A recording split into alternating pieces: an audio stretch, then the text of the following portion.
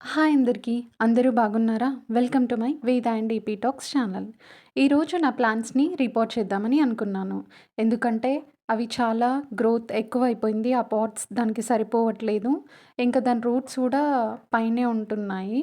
ఇంకా పాపం దానికి సరిపోతలేదు ప్లేస్ అని ఇంకా పెద్ద పాట్ ఒకటి తీసుకొచ్చాము.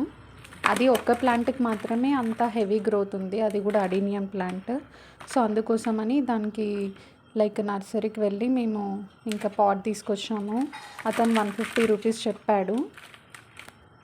ఫైనల్‌గా దాన్ని 100 రూపీస్‌కి ఇచ్చాడు. దాంతో పాటే ఒక రోజ్ ప్లాంట్ కూడా తీసుకొచ్చాము. ఇప్పుడు నేను ఇక్కడ ఆ పెద్ద పాట్‌లో ఫస్ట్ స్టోన్స్ పెట్టాను హోల్స్ దగ్గర. హోల్స్ లేకుండే హోల్స్ మేమే చేసాము వాటర్ డ్రైన్ అయిపోవడానికి. ఇంకా స్టోన్స్ పెట్టి మట్టి పోసాము. మట్టి పోసి ఇంకా అడీనియం ప్లాంట్ సెంటర్‌లో పెట్టాము. ఇంకా అడీనియం ప్లాంట్ చుట్టూ కొంచెం హాఫ్ వరకు మట్టి పోసి ప్లాంట్ పెట్టి మళ్ళీ దాని చుట్టూ మొత్తం మట్టేస్తున్నాం. ఇంకా చూడాలి ఇది ఎన్ని డేస్ పడుతుందో మళ్ళీ అంటే సెట్ అవ్వడానికి. దాన్నైతే ఎక్కువ ఏం డిస్టర్బ్ చేయలేదు. తీసి కొత్త పాట్‌లోకి షిఫ్ట్ చేసేసాను. నెక్స్ట్ ఇక్కడ ఇంకో పాట్‌లో ఒక పాట్ ఖాళీ అయిపోనుండే అదే పాట్‌లో ఇంకా మట్టి వేసేసి ఇప్పుడు ఇంకా ఇది ప్లాంట్ ఇందులో కూడా ఒక ప్లాంట్ పెడుతున్నాము. అది మామిడి ప్లాంట్. సీడ్ వేస్తే అది వచ్చింది. దాన్ని ఇందులోకి షిఫ్ట్ చేస్తున్నాము. ఇది కూడా మళ్ళీ రీపాట్ చేస్తున్నాను. దాని చుట్టూ చాలా ఎక్కువ ఎక్స్ట్రా రూట్స్ ఉంటే అవన్నీ కట్ చేశాను. మెయిన్ రూట్ మాత్రమే ఉంచాను. ఇది వర్షాకాలం కాబట్టి ఏం కాదు. చుట్టుపక్కల ఉన్న చిన్న రూట్స్ కట్ చేయడం వల్ల ఏమో డిస్టర్బ్ అవ్వదు ప్లాంట్. కాకపోతే సెట్ అవ్వడానికి కొంచెం టైం పడుతుంది. ఇది మామిడి ప్లాంట్ కూడా ఇందులో పెట్టేసి ఇంకా దీనికి కూడా మట్టేస్తున్నాము. యాక్చువల్గా ఇది కుండీలో ఏమో పెరిగి పెద్ద కాయలేమి ఇవ్వదు. దీన్ని ఎందుకు అట్లనే ఉంచిన అంటే ఇంకా అత్తమ్మ వాళ్ళ ఇంటికి వెళ్ళేటప్పుడు తీసుకెళ్ళొచ్చు, అత్తమ్మ వాళ్ళ ఊరికి తోటలో పెడతారని చెప్పేసి అట్లనే ఉంచాను ఇప్పటికి. ఇంకా ఇది ఇంకా ఇవన్నీ కూడా సెట్ అవ్వడానికి కొంచెం టైం పడుతుంది. ఇక మట్టి వేసిన తర్వాత మనం మధ్యలో బాగా గట్టిగా ఉత్తాలి. సో దట్ రూట్స్ చుట్టూ మట్టి కొంచెం గట్టిగా ఉంటుంది దానికి ఫిక్స్ అయ్యి. లేదు అంటే లూజ్ ఉండి అది ప్లాంట్ అనేది గట్టిగా అక్కడ నిలబడదు.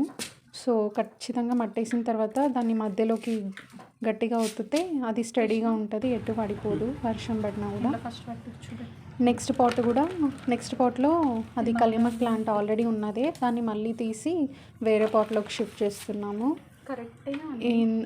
మట్టి చాలా గట్టిగా అయిపోయింది ఈ అడీనియం ప్లాంట్లో ఉన్న మట్టి. అది రూట్స్ ఎక్కువ హెవీ గ్రోత్ అవ్వడం వల్ల ఇట్లా బండలాగా అయిపోయింది మట్టి మొత్తం. సో దానికి చాలా టైం పట్టింది మేము తీయడానికి. మిగతా అన్ని ప్లాంట్స్ రూట్స్ బాగానే ఉన్నాయి. ఇది కళ్యామక్ చెట్టు. ఇది ఈజీగా లూజ్గానే మట్టి ఉంది. సో మాకు ఎక్కువ ఏమి ఇబ్బంది పెట్టలేదు ఈ ప్లాంట్. ఇంకా మట్టి ఎక్స్ట్రా మట్టి అంతా తీసేసి ఓన్లీ రూట్ బాల్ మాత్రం డిస్టర్బ్ చేయకుండా అలానే ఉంచి ఇంకా ఇందులోకి షిఫ్ట్ చేస్తున్నాము దీన్ని. ఇంకా దీని గ్రోత్ కొంచెం తక్కువ అవుతుందని చెప్పేసి దాన్ని కొంచెం మరి రూట్స్ ఏమైనా పెరిగినాయేమో అని కళ్యామక్ చెట్టుని తీయాల్సి వచ్చింది.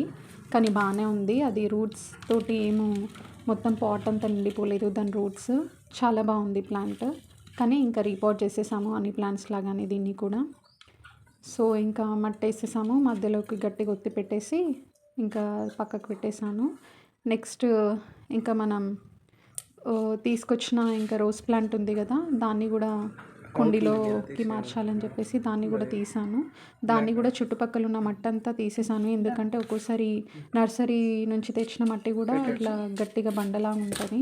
అందుకోసమనే ఒకసారి చెక్ చేద్దామని దాన్ని కూడా చుట్టూ మట్టి తీసేసాను. అది కూడా లూజ్గా బాగానే ఉంది.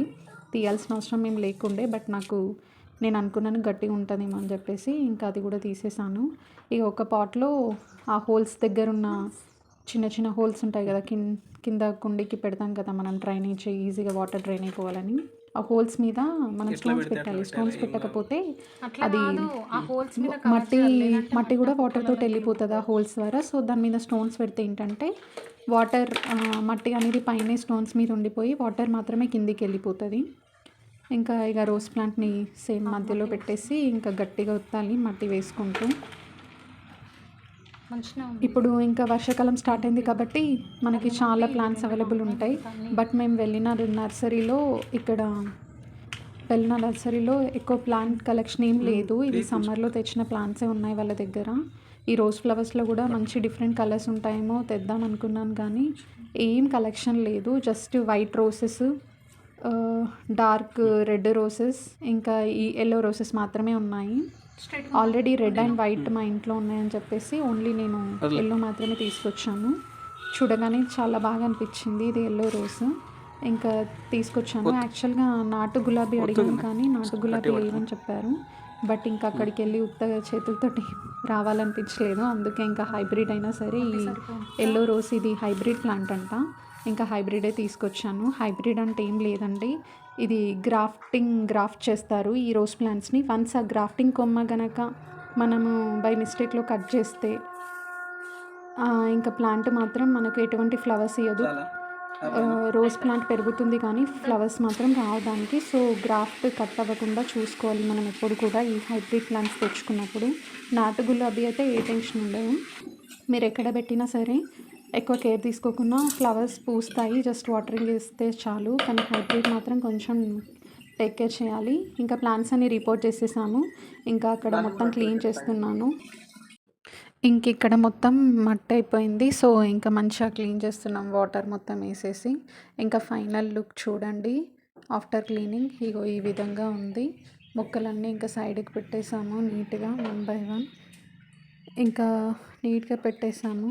ఇంకా పక్కకున్న కుండీలు అవి ఓనర్స్ వాళ్ళవి, ఈ నర్సరీ పాట్స్ మాత్రమే మావి.